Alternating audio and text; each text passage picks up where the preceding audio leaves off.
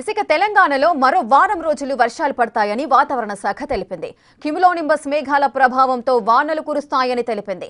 ఈ నేపథ్యంలో పలు జిల్లాలకు ఎల్లో అలర్ట్స్ జారీ చేశామంటున్న వాతావరణ శాఖ అధికారి శ్రీనివాస్తో మా ప్రతినిధి అంజుమా ఫేస్ టు ఫేస్. రాష్ట్ర వ్యాప్తంగా హైదరాబాద్తో పాటు పలు జిల్లాలలో అత్యధికంగా వర్షపాతం నమోదయ్యింది. గురువారం రోజు సాయంకాలము ఎడతెరిపి లేకుండా 3 గంటల పాటు వర్షం కురిసింది. అయితే ఏ జిల్లాలలో ఎంత మేరకు వర్షపాతం నమోదయ్యింది, అసలు ఈ వర్షాలు ఎందుకు కురుస్తున్నాయి, ఇంకా ఎన్ని రోజుల పాటు తెలంగాణ రాష్ట్ర వ్యాప్తంగా వర్షాలు కురిసే అవకాశం ఉంది అనే వివరాలను అడిగి తెలుసుకుందాము. మనతో పాటు వాతావరణ శాఖ అధికారి శ్రీనివాస్ గారు ఉన్నారు. మిగతా విషయాలను ఆయన మాటల్లోనే అడిగి తెలుసుకుందాము. నమస్తే సార్. సార్, నిన్న ఉదయం నుంచి మధ్యాహ్నం వరకు విపరీతమైన ఎండ, ఉక్కపోత వాతావరణం ఉంది. ఇక సాయంకాలం సమయంలో ఒక్కసారిగా వాతావరణం మారిపోయి కుండపోత వర్షం కురిసింది. ఎందుకు అంటారు? మనకి ఇది మాన్సూన్ సీజన్ అయినప్పటికీ మనకి మాన్సూన్ తరహా వర్షాలు కాకుండా మనకి వేసవకాలంలో పడే ప్రీ మాన్సూన్ షవర్స్ అంటాం. ఏప్రిల్ మే నెలల్లో ముఖ్యంగా క్యుములోనింబస్ మేఘాల వల్ల మనకి వర్షాలు పడతాయి. అప్పుడు ఏంటంటే పగలంతా భూభాగం వేడెక్కి ఉండి 5-6 రోజులు అలా వేడెక్కి ఉండి కింద నుంచి వేడిగాళ్ళు కంటిన్యూస్గా పైకి పోతున్నప్పుడు పైన ఏదైనా అనుకూల పరిణామం సంభవించి మాయిశ్చర్ అవైలబిలిటీ ఉంటే క్యుములోనింబస్ మేఘాలు ఏర్పడతాయి. అయితే మనకి మాన్సూన్లో వచ్చే వానల్లో ఏంటంటే మనకి ఏదైనా సినాప్టిక్ ఫీచర్ మన దగ్గరలోని సముద్ర ప్రాంతంలో ఉపరితల ఆవర్తనం కానీ అల్పపీడనం కానీ ఏర్పడటం వల్ల ఒక 5-6 రోజులు ఇంచుమించుగా రాష్ట్రం మొత్తం కూడా మేఘావృతమై ఉండి అడపాదడప కొద్దిపాటి light rain, moderate rain, heavy rain అట్లా కురవడము, ఒక రెయిన్ అయిపోయిన తర్వాత కూడా వెంటనే మళ్ళీ ఎండ వచ్చేయడం అన్నది అలాంటి సినాప్టిక్ ఫీచర్ ఉన్నప్పుడు జరగదు. ప్రస్తుతం మనకి సినాప్టిక్ ఫీచర్స్ ఏమి దగ్గర లేక మళ్ళీ ఒక వారం రోజులు బట్టి మన టెంపరేచర్లు బాగా పెరిగి ఉన్నాయి. పెరిగి ఉండినప్పుడు నిన్న మనకి ఇటు కర్ణాటక ప్రాంతం నుంచి రాయలసీమ మీదుగా మనకి నార్త్ తమిళనాడు వరకు ఒక ద్రోణి కూడా ఒకటి నడిచింది. దీని ప్రభావం వల్ల అప్పర్ ఎయిర్లో కొంత మాయిశ్చర్ లభ్యత అనేది లభ్యమైంది. ఈ వేడిగాళ్ళు బాగా పైకి వెళ్తున్న సమయంలో మాయిశ్చర్ లభ్యత ఉంటే అక్కడికక్కడ క్యుములోనింబస్ మేఘాలు ఏర్పడే అవకాశం ఉంటుంది. ఆ రకంగానే నిన్న మనకి దక్షిణ తెలంగాణ అలాగే సెంట్రల్ తెలంగాణ మన సిటీలోని 3 జిల్లాల్లోనూ కూడా విస్తారంగా వర్షాలు, heavy rain, very heavy rain కూడా మనకి చాలా చోట్ల రికార్డ్ అయింది. సో ఏ జిల్లాలలో మనకు అత్యధికంగా వర్షపాతం నమోదయ్యింది? హైదరాబాద్ వ్యాప్తంగా చూసుకుంటే నిన్న ఎక్కడ మనకి అత్యధికంగా వర్షపాతం నమోదయ్యింది అంటారు? మనకి నిన్న యాదాద్రి భువనగిరిలో 14-15 సెంటీమీటర్ల రెయిన్ రికార్డ్ అయిందండి. అలాగే మన సిటీలో కూడా ఒక చోట 14 సెంటీమీటర్ల రెయిన్ రికార్డ్ అయింది.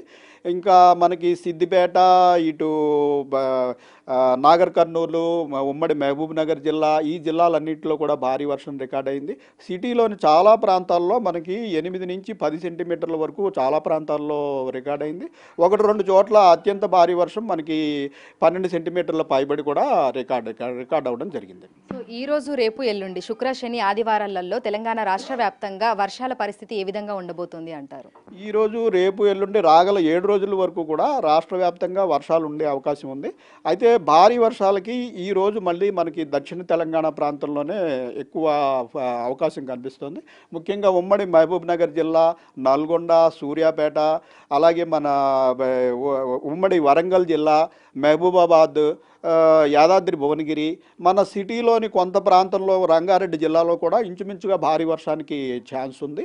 ఈరోజు, రేపు పడే వర్షాలు కూడా ఇంచుమించు మనకి మళ్ళీ ఒక ఉపరితల ఆవర్తనం అనేది సౌత్ కోస్టల్ ఆంధ్రప్రదేశ్ దగ్గర ఏర్పడింది. అలాగే మనకి కర్ణాటక, మనకి నైబరింగ్ స్టేట్ కర్ణాటకలో కూడా ఒక ఉపరితల ఆవర్తనం ఉంది. ఈ రెండింటి మధ్య ఒక ట్రఫ్ మనకి ద్రోణి కూడా నడుస్తుంది. సో ఈరోజు కూడా ఉపరితల వాతావరణంలో మనకి మాయిశ్చర్ లభ్యత అనేది లభిస్తుంది. అలాగే మనకి టెంపరేచర్లు కూడా ఇంకా ఎక్కువే ఉన్నాయి కాబట్టి ముఖ్యంగా సాయంత్రం సమయంలో అలాగే రాత్రి సమయంలో మనకి ఈరోజు కూడా క్యుములోనింబస్ మేఘాల వల్ల మంచి వర్షం పడే అవకాశం అయితే ఉందండి, ముఖ్యంగా దక్షిణ తెలంగాణ, సెంట్రల్ తెలంగాణలో. సరే, అయితే మాన్సూన్ సీజన్ నడుస్తున్నప్పటికీ కూడా ఎండాకాలంలో ఏ విధంగా అయితే ఉష్ణోగ్రతలు ఉంటాయో ప్రస్తుతం కూడా అదే విధంగా ఉష్ణోగ్రతలు అనేవి ఉన్నాయో, ఉక్కపోత వాతావరణం కూడా ఉంటుంది. ఎందుకు అంటారు? యాక్చువల్గా ఈ పీరియడ్ ఆఫ్ టైం అంటే మనకి జూలై, ఆగస్టు సమయంలో కూడా మన ఉండే ప్రాంతము సూర్యుడికి దగ్గరగానే ఉంటుంది. అయితే మనకి ఈ పీరియడ్లో ఏంటంటే మనకి సినాప్టిక్ ఫీచర్స్ లభించి దగ్గరలో ఉండినట్టు వల్ల కంప్లీట్ క్లౌడీనెస్ రోజుల తరబడి మనకి వర్షం తక్కువ పడినప్పటికీ క్లౌడీనెస్ అనేది బాగా కంటిన్యూ అయిపోతూ ఉంటుంది. ఏదైనా సినాప్టిక్ ఫీచర్ ఉంటే. అయితే మనకి సినాప్టిక్ ఫీచర్స్ మనకి దగ్గరలో ఏర్పడకుండా ఈసారి మనకి చాలా సుదూర ప్రాంతంలో గ్యాంగటిక్ వెస్ట్ బెంగాల్ ప్రాంతంలో ఏర్పడటం వల్ల మనకి ఈవినింగ్ మంచి భారీ వర్షం, అతి భారీ వర్షం పడినప్పటికీ మొన్నటి పొద్దున్న అయ్యేటప్పటికి మొత్తం అంతా క్లౌడ్లెస్గా అయిపోయి మనకి ఎండ కాస్తుంది.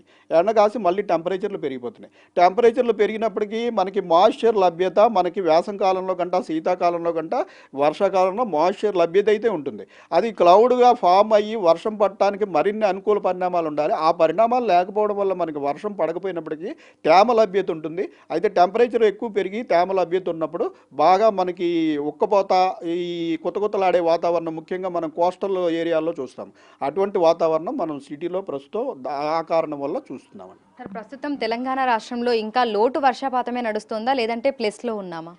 మనము నిన్నటి వరకు ఇంచుమించు 13% లోటులో ఉన్నామండి. నిన్న పడిన వర్షాల వల్ల ఒక లోటు ఒక 5-6% తగ్గి ప్రస్తుతం మనం 9% లోటులో ఉన్నాం. Thank you sir, thank you. So ప్రస్తుతం చూసుకున్నట్లయితే కూడా ఇటు హైదరాబాద్తో పాటు తెలంగాణ రాష్ట్ర వ్యాప్తంగా అన్ని జిల్లాలలోనూ తేలికపాటి నుంచి మోస్తారు వర్షాలు కురుస్తున్నాయి. అయితే అక్కడక్కడ భారీ నుంచి అతి భారీ వర్షాలను కూడా నిన్న గురువారం రోజున చూసాము. ఈ రోజు నుంచి రానున్న 4-5 రోజుల పాటు కూడా ఇదే విధమైనటువంటి వాతావరణ పరిస్థితులు ఉండే అవకాశం ఉన్నట్లుగా కూడా అధికారులు అయితే తెలుపుతున్నారు. వీడియో జర్నలిస్ట్ గౌరవ్తో అంజుమ.